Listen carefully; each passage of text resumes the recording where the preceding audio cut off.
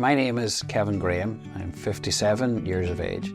I grew up in Strabane, County Tyrone, Northern Ireland, but for the last decade I've been living in Belfast. I'd never heard of secondary breast cancer until my wife was diagnosed a number of years ago. But early on in my ministry, when I arrived into my parish for the first time as to be the new rector, there was a young girl there in the choir and she had a scarf on her head. And it was the second time that she had had breast cancer. But then she felt better for a while, but it came back a third time, and this time she told me it was in her stomach. And I couldn't understand how you could have breast cancer in your stomach. But even then, she didn't use the word secondary or metastatic. She just told me she had breast cancer in her stomach. And now, unfortunately, I'm only too aware of what secondary breast cancer is.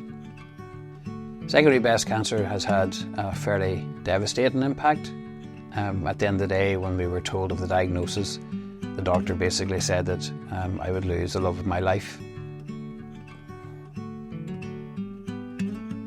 In terms of the support for family and friends of those suffering from secondary breast cancer, there really isn't a lot. There's a lot missing.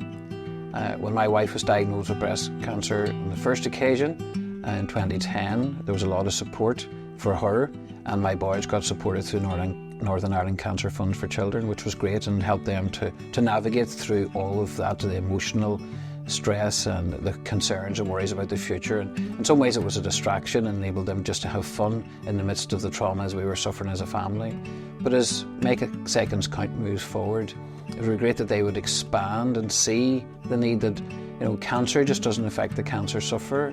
It affects a wide circle of people as well, and statistically they say 1 in 2 people are going to be affected with cancer in the future. Well, if that's just suffering with it, then there's 99% of the community is actually going to end up suffering through cancer, whether they have it or living with somebody who has it.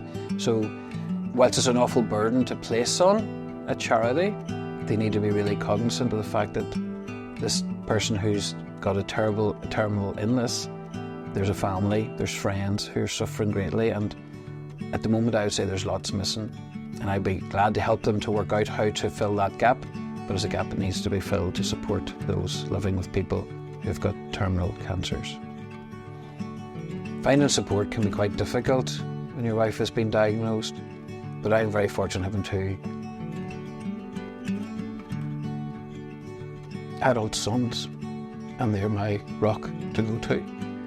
I appreciate the work that Making Seconds Count does, and they're very patient focused, and rightly so.